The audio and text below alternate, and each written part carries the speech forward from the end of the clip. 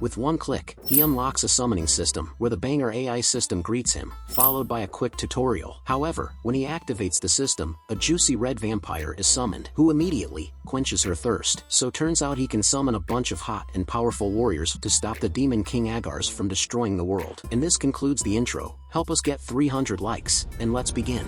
Amidst towering pillars of sharp crystals like stones and shrouded in fog, a booming voice questions why its dominance is being rejected. The voice asks the foolish humans why they are rejecting its offer of a world without suffering. The voice, emanating from a massive shadowy creature hovering above the ground, questions why they refuse to embrace the despair-free world it offers. The man, standing resolute, declares that the future belongs to humanity, and he tells the monster that the future it stole from them will be reclaimed by their own hands. The monster bellows that the future for humans only leads to destruction, and if the man doesn't understand, it shouts die, and launches its shadowy, clawed arm at him. The man draws his sword, gazing up at the clawed hand approaching him. The shadowy arm smashes into the ground, causing a massive disruption. A woman, projecting a shield on her hand, declares her vow in the name of Jean Dark to protect Xiaoshang from the monster's harm. The monster raises its other hand, showing frustration at the woman for interfering, and bellows for them to die together. Before the monster can launch its attack, another girl shoots an arrow at it, calling it an annoying and ugly freak. Frustrated, the monster curses and calls the humans bastards, declaring them clearly foolish. A red and dark magical attack, rebounding off the jagged stones, strikes the monster before the masked woman, its assailant,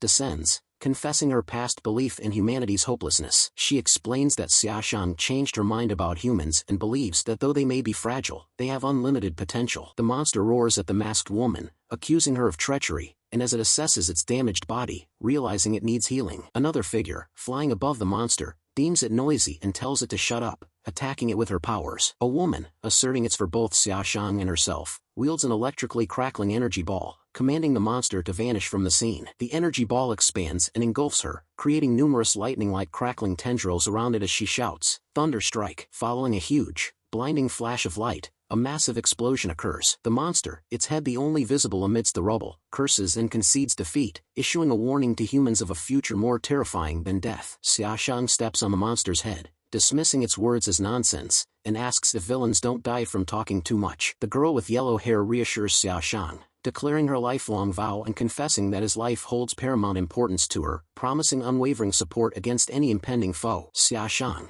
deeply touched by her words, calls her name, Jean, and draws closer to her. The other three women, watching Xiaoshang and Jean, remind them that they are not invisible and comment that what Jean says is cheesy. Annoyed, Jean turns to the girl with white hair, claiming Xiaoshang is hers and asking if she has a problem. The girl with white hair tells her to get lost. The two of them start quarreling, each claiming Xiaoshang as theirs alone. Xiaoshang tells the girls to stop fighting. A piece of chalk comes flying and strikes Xiaoshang on his head, waking him from his sleep. Xiaoshang shouts, demanding to know who dared to attack him and questioning if the attacker isn't intimidated by his 40-meter-long sword. Xiaoshang realizes he is in a classroom and notices the other students looking at him, all laughing, and the teacher at the front looking really angry. The teacher, making an angry fist, scolds Xiaoshang for sleeping in her class and orders him to immediately write a 1,000-word self-criticism. Sweating and startled, Xiaoshang tries to explain to the teacher that he was busy with something very important last night. The teacher asks what could have been so important, sarcastically suggesting if it was saving the world, to which Xiaoshang asks how she knew. The teacher asks him to explain how he saved the world, to which Xiaoshang responds by saying he defeated the big demon king who was trying to change history, in a mobile game with his wives. Annoyed by Xiaoshang's response, the teacher orders him to stop playing games late at night, instructing him to write 10,000 words instead,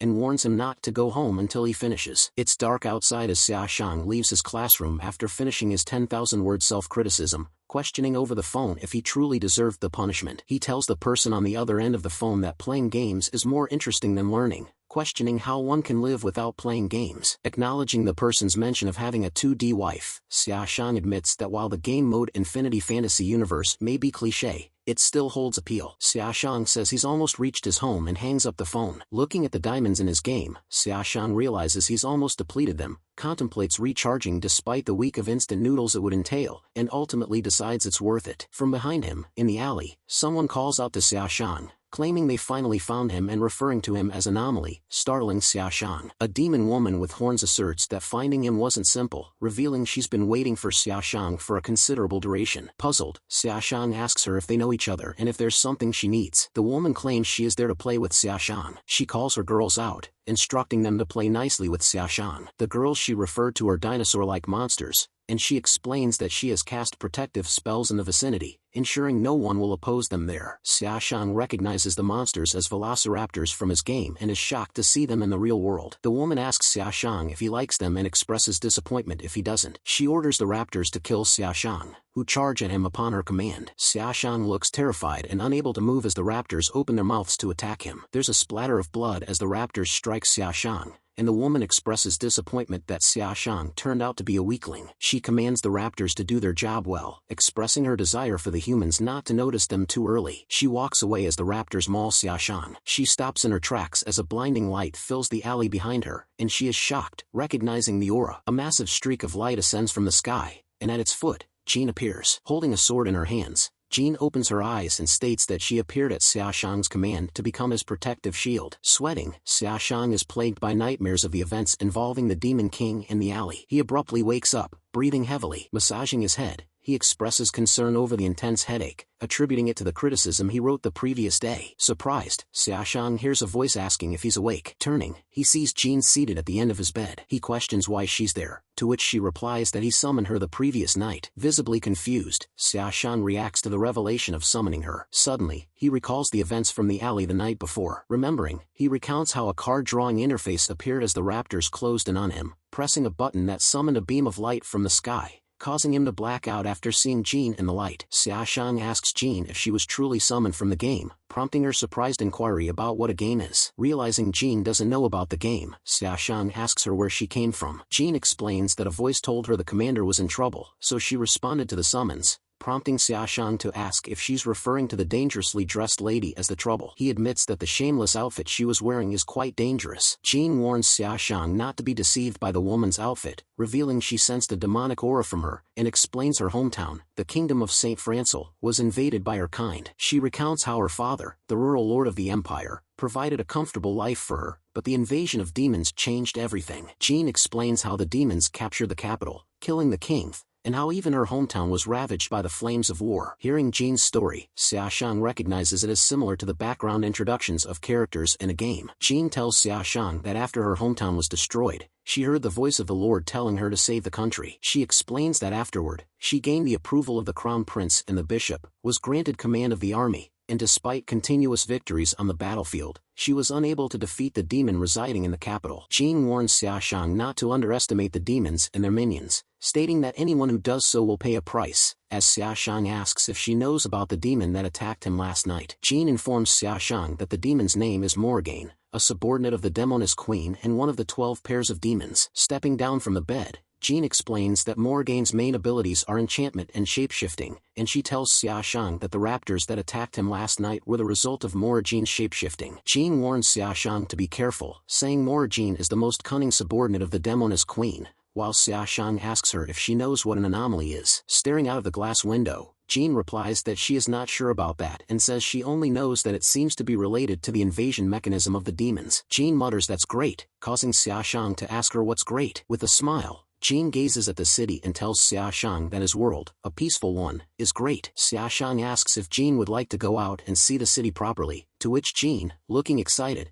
asks if she really can. Xiaoshan, turning red and forcing a cough, expresses concern that Jean's outfit might not be suitable for going out. Out in the streets, Jean observes the bustling city with impressed eyes. Jean turns to Xiaoshan and asks where they are, inquiring about the location of the king's palace and if they will be visiting the king. Xiaoshan explains to Jean that they are at a market, a place where people buy and sell things, prompting Jean to remark that the place is larger than the one in her world, assuming things must be expensive. With a smile, Xiaoshan tells Jean he'll take her to get some clothes, to which Jean, looking happy, reveals she hasn't bought any in so many years. Xiaoshan assures Jean that she can buy whatever she wants, thinking to himself that he should be generous as he is spending money on his wife for the first time. 30 minutes later, inside a clothing store, Jean peeks out from the changing area, having put on new clothes, looking a bit uncomfortable as Xiaoshan tells her to come out. Looking embarrassed in her new outfit, Jean asks Xiaoshan if it looks a bit awkward, to which Xiaoshan assures her it fits well. Jean puts on another new outfit and asks Xiaoshan how she looks in it, only to realize Xiaoshan is bleeding from his nose. He brushes it off, urging her to continue trying on new clothes. Trying yet another outfit, Jean asks Xiaoshan how she looks, but notices smoke coming from his head. Concerned, she asks if he's okay, but Xiaoshang insists it's nothing. Jean tries yet another outfit and asks Xiaoshang if he likes it. However, Xiaoshang passes out upon seeing her. Jean asks Xiaoshang if he's alright and tells him to wake up as Xiaoshang lies stunned on his back. Xiaoshang and Genie sit on a park bench, a spread of food between them, enjoying the sunset. Xiaoshang, still surprised by the appearance of the waifu from the mobile game, stares at the summoning system, wondering what it is. Full of curiosity, he decides to give it another click. Suddenly pulled into a different place, Xiaoshang is confused and asks what is going on. A small girl with cat-like ears welcomes Xiaoshang to the ultimate gacha system, explaining he is currently in his exclusive system space, prompting him to ask who she is. The cat lady introduces herself as the exclusive AI system of Oni-chan, Alice01, suggesting Xiaoshang calls her Alice. Xiaoshang questions why she is referring to him as Oni-chan, to which Alice responds, implying that a shut-in person like him is supposed to love that kind of thing, and asks if he is excited being called that by her. Xiaoshang denies it, and Alice explains that the system around him is similar to the mobile games he is familiar with, where he can use gacha to obtain rewards like weapons, items, skills, and characters. With a cunning smile, Alice remarks that Xiaoshang is a small fry who can't possibly get rare characters, angering him with steam bellowing from his head. Alice challenges Xiaoshang to try a free 10 roll, and despite still being angry, he declares he will definitely pull an SSR from the free roll and show her his worth. Determined, Xiaoshang prepares to roll, declaring he will show Alice the power of the Gacha King. The first roll yields an N-card stone that falls on Xiaoshang's head, which he deems useless but quite heavy. Alice laughs, deeming the first roll a bad one, pitying Xiaoshang and mocking him. Frustrated, Xiaoshang reassures himself it's fine and he still has 9 more rolls to go, while Alice urges him to continue. After a few minutes, Xiaoshang's face is bruised, and his head has bulges as he remains speechless. Alice taunts Xiaoshang, suggesting his luck is terrible. In despair, Xiaoshang remarks that the drop rate in that gacha pool is too low and declares he will recharge and pull another 100. Alice reminds him that the ultimate gacha system can't be recharged directly. Alice informs Xiaoshang that monsters from another world will appear one after another in his city, and if he defeats them and obtains dimensional shards, he will be able to pull the gacha. Xiaoshang comprehends Alice's explanation and realizes he will have to fight monsters to acquire materials. Alice elaborates that 1 shard is needed for 1 draw, and 10 shards are required for a 10 roll, guaranteeing an SR rate item, which could be a character or equipment. Confirming that the mechanism is familiar to him, Xiaoshang acknowledges his understanding. Xiaoshang is brought back to reality,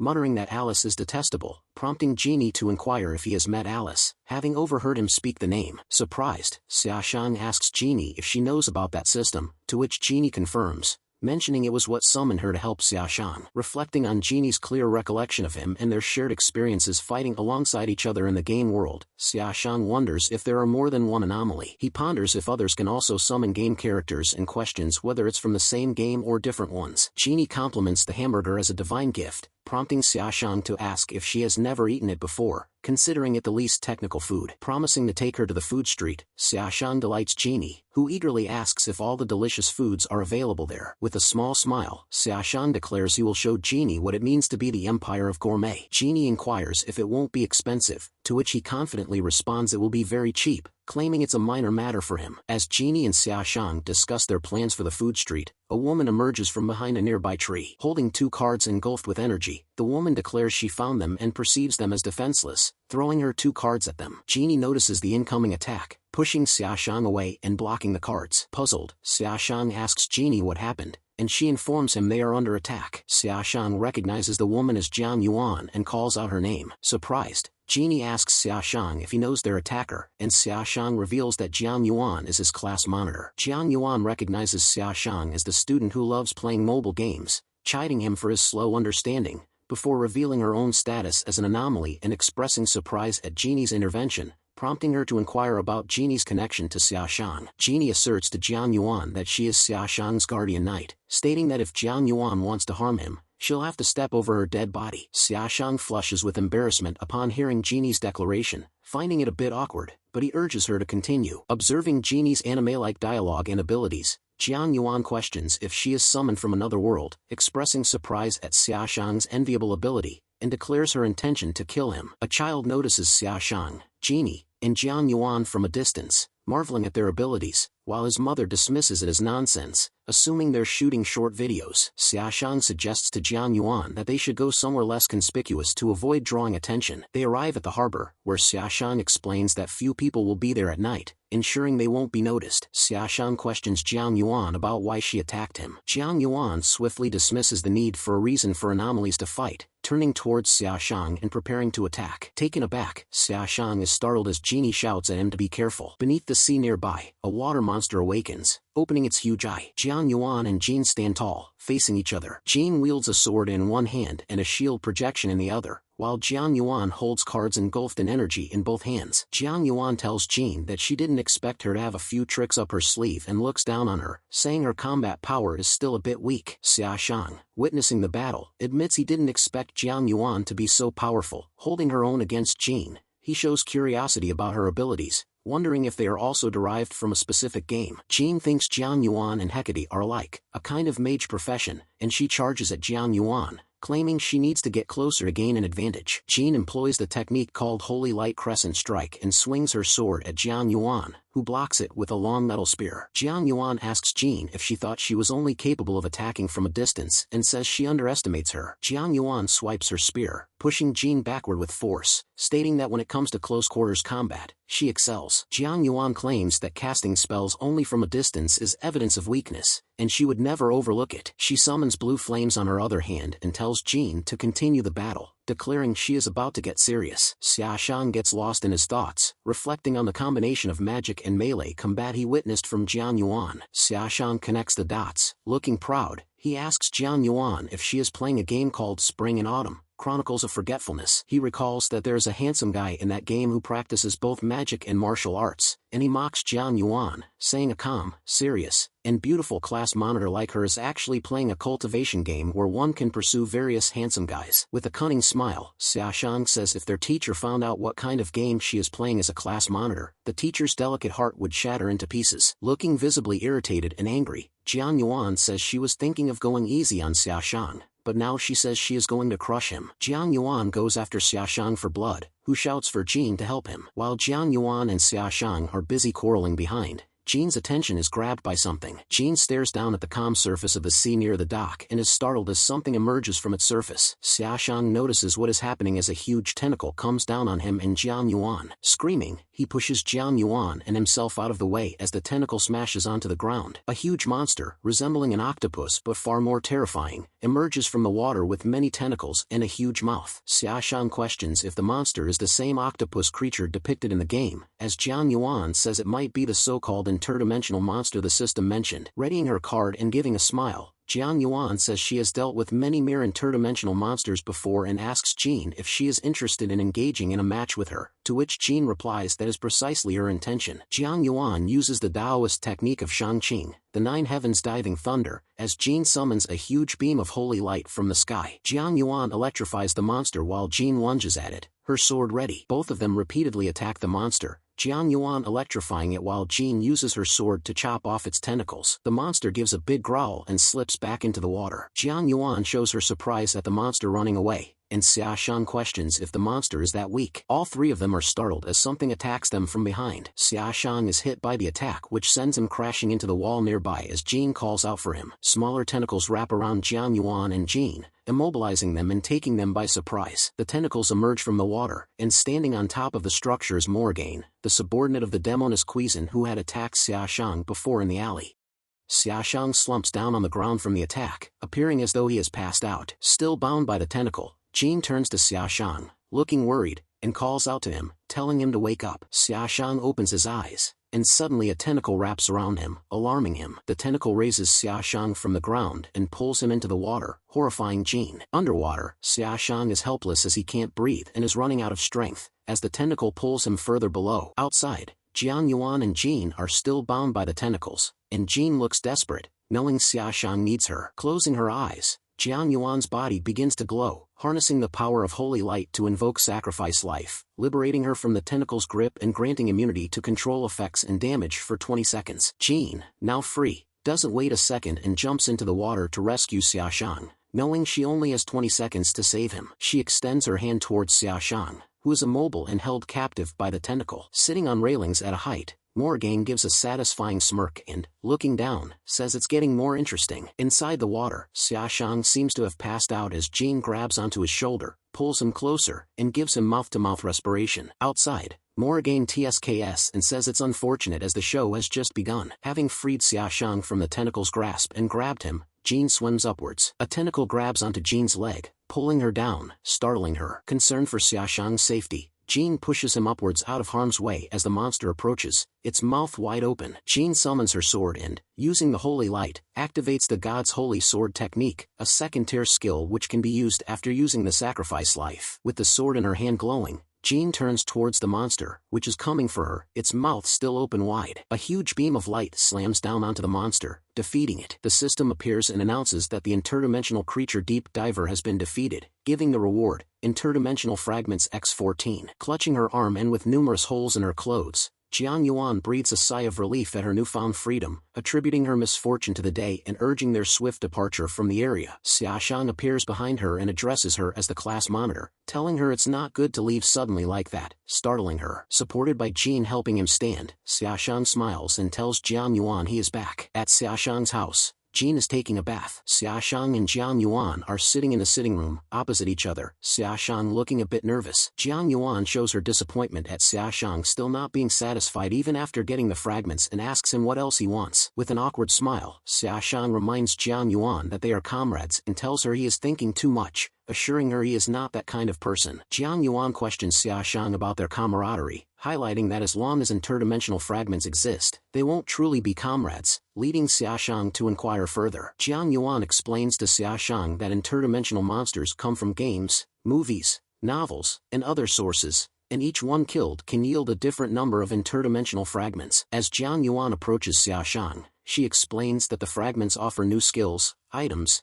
and abilities, potentially leading to greater wealth and status, prompting Xiaoshang to question if she is targeting him to eliminate potential competition. Encouraging Xiaoshang to ponder the answer himself, Jiang Yuan divulges her ambition to conquer all the anomalies. Xiaoshang tells her that her goal might be true but points out that she wasn't very decisive when attacking him, making her go red in the face. Jiang Yuan brushes off Xiaoshang's speculation as nonsense and reminds him that all anomalies are her enemies. Jiang Yuan tells Xiaoshang that other anomalies will target him later, and then he will regret being so naive. She says that it's getting late, so she decides to leave and runs out of the door, thanking Xiaoshang for the hospitality and telling him goodbye before slamming the door behind her. Xiaoshang looks confused, wondering if he said something wrong. The mobile game, Infinite Fantasy Cosmos, is set in a fantasy world of swords and magic on the continent named Europa, where various races like humans, elves, and orcs live. The Demon King, Agars, from the demon realm attempts to conquer the land favored by the goddess, and its demonic army breaks through one country after another. Players will assume the role of a hero from another world selected by the goddess to combat the Demon King, forging bonds with various charming young girls throughout their adventure. In the end, the protagonist successfully defeats the Demon King and discovers another mastermind behind the scenes, revealing the tip of the iceberg of a massive conspiracy. On his smartphone, Xiaoshang watches the announcement for the launch of the 2024 New Year edition of the game Infinite Fantasy Cosmos, which promises valuable rewards for users who log in as part of the update. Having watched the announcement, Xiaoshang admits to being invincible in the game world, but in the real world, he says he is just an ordinary person. He says he won't treat all other anomalies as enemies like Jiang Yuan, but still says he can't guarantee if they will treat him the same and decides he needs the power to protect himself from any attacker. He says he needs to increase companions through the gacha system and mentions that Jean's profession is a shield knight, with surplus defense but insufficient attack. He pulls out his phone and activates the gacha system. Jean, who is in the shower, senses something and wonders what Xiaoshang is doing outside. Xiaoshang enters the gacha and calls out to Alice to come out. Not seeing Alice around, Xiaoshang wonders why she is invisible, knowing that the system should always be on, as a hand reaches for him from behind. Alice grabs Xiaoshang and hugs him, declaring she is here and addressing him as Oni-chan, taking him by surprise. Xiaoshang notices Alice appearing larger than usual and questions her about it, to which Alice responds by explaining that she has adjusted her appearance according to his preferences. She informs Xiaoshang that according to big data records, her new appearance is the mature and elder sister style he likes. Xiaoshang questions Alice about how she knows, and she confidently explains that for an all-powerful system like her, it's easy, teasing him about his current intentions to quickly gacha out all his wives, which makes him blush in disagreement. Alice tells Xiaoshang not to deny it, saying his thoughts are written all over his face. She pulls out Jin's and Xiaoshang's attributes and draws Xiaoshang's attention to them. Xiaoshang notices he is level 1 and Jin is level 30. And the difference between their other attributes is too large. Alice tells Xiaoshang that the interdimensional fragments are not just for gacha but are also important items for increasing attributes, strengthening skills, and unlocking skins. Xiaoshang recalls the gameplay of Fantasy Cosmos, involving controlling the actions of the drawn young girls,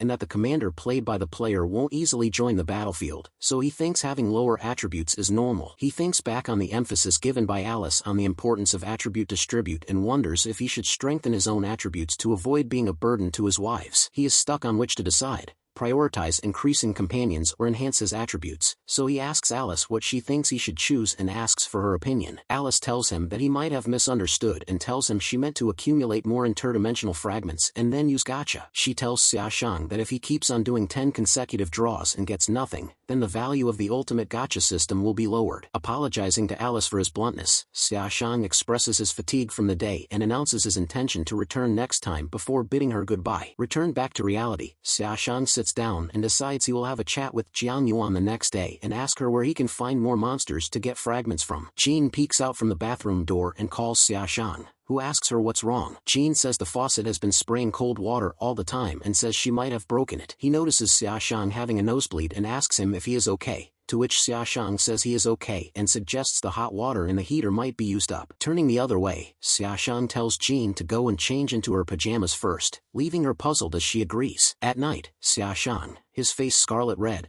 unable to sleep, offers to sleep on the floor while Jean sleeps on the bed, prompting her to inquire why. Getting up swiftly, he tells her that's because she is a girl. Jean also gets up and tells Xiaoshang that as his guardian knight, it's her duty to stay close to him and tells him not to treat her as a girl for his own safety. Xiaoshang cuddles up in his blanket and tells her he will do as she asks if it makes her happy. The moon shines brightly overhead as Xiaoshang and Jean sleep on the bed, each on their own side. Inside the house, Xiaoshang, who has his back turned to Jean, hears her mutter, calling out to him, telling him to stay by her side and not leave her. Xiaoshang blushes hearing this and turns to her, finding her deep in her sleep. He smiles at her and realizes she was sleep-talking and says she must be tired. Xiaoshang, anyway, thanks her. A voice shouts out in disagreement from a house, causing a few birds on the railings to take off. Jean bangs her fist on the table, firmly disagreeing with Xiaoshang and claiming she won't allow him to go out alone in the given situation. Xiaoshang, in his school uniform, tells Jean that he is heading for his school and can't take her along and requests her to wait at home. Jean refuses and shows her concern that Jiang Yuan might do something unfavorable to him and insists on accompanying Xiaoshang to the school. Xiaoshang sweats and realizes that judging by Jean's attitude, he won't be able to leave the house without doing something. He makes up his mind and uses the gacha, calling Alice and telling her he wants to draw a card. Alice, smirking, asks Xiaoshang if he really is sure and suggests he consider thinking it over. Xiaoshang says he doesn't need to think and orders Alice to draw the card. Alice follows his command and activates the Infinite Fantasy Universe card draw system. Xiaoshang hopes to summon the character named Tristana, an assassin whom he can use to make her hide in his shadow for protection. Xiaoshang uses his interdimensional fragments and starts the draw. The first draw gives him a useless stone, but he brushes his luck aside, saying it's just the first draw. The next 7 draws all give him useless stones as well, making him sweat and consider leaving the system in embarrassment. The 9th draw gives him a worn-out dress, but the 10th draw gives him a random companion as Alice mocks him for his bad luck. There is a huge uproar in demonic energy, and a portal-like object appears as Xiaoshang hopes it's Tristana while Jean recognizes the aura. From the portal, a woman with red hair ascends, saying she obeys the blood covenant and responding to the summon. The new woman lays her eyes on Xiaoshang and, calling him darling, she jumps on him, claiming it's nice to see him. She gets on top of Xiaoshang, and he recognizes her as Chimera, asking her how she got there. In the game, Chimera Bartoli is the daughter of the vampire prince and a human grand sorceress, with a sister named Hecate, each inheriting their parents' abilities uniquely. Hecate inherited her mother's magical abilities, while Chimera inherited her father's vampire abilities, making her the antagonist boss of the 2nd chapter in Fantasy Universe. After the 2nd chapter in the game, Chimera gets brainwashed and joins the character pool, later considering the protagonist her fiancé unilaterally and constantly contemplating procreation with him. Now summoned out from the game, Chimera stares down at Xiaoshang, calling him darling, and tells him his blood scent makes her excited. She asks if he is fond of her. Awkwardly, Xiaoshang says yes, and looking excited, Chimera suggests they create the crystallization of love now and reaches down to kiss him. Jean, who is still nearby, slams the table and asks Chimera what she is doing and reminds her it's still daytime. Chimera turns to Jean and, recognizing her, addresses her as the stupid pig knight and tells her to leave and not disturb the private world of her and her fiancé, Xiaoshang. Jean shouts at Chimera, calling her shameless, and calls her an old stinky bat, making Chimera angry and causing Jean to ask what did you say. Jean repeats the insult, calling Chimera stinky and an old bat, while Chimera calls her stupid pig knight back, and they both stare at each other, shooting daggers. Xiaoshang gets fed up with their arguments and insults at each other, and he loses it and shouts at them to stop arguing and bellows that he is going to be late. Xiaoshang walks into the school, puffing and sweating, and exclaims he managed to make it on time. He turns over his head and, looking at his bag, he asks whoever is inside if it's okay like that, and a voice from inside the bag answers him, telling him not to worry, reassuring him nothing is likely to happen. Inside the bag is Chimera, smaller in her bat form, who says she is the queen who rules over the entire vampire race, and not the stone-headed one who only knows how to wield a sword, Jean,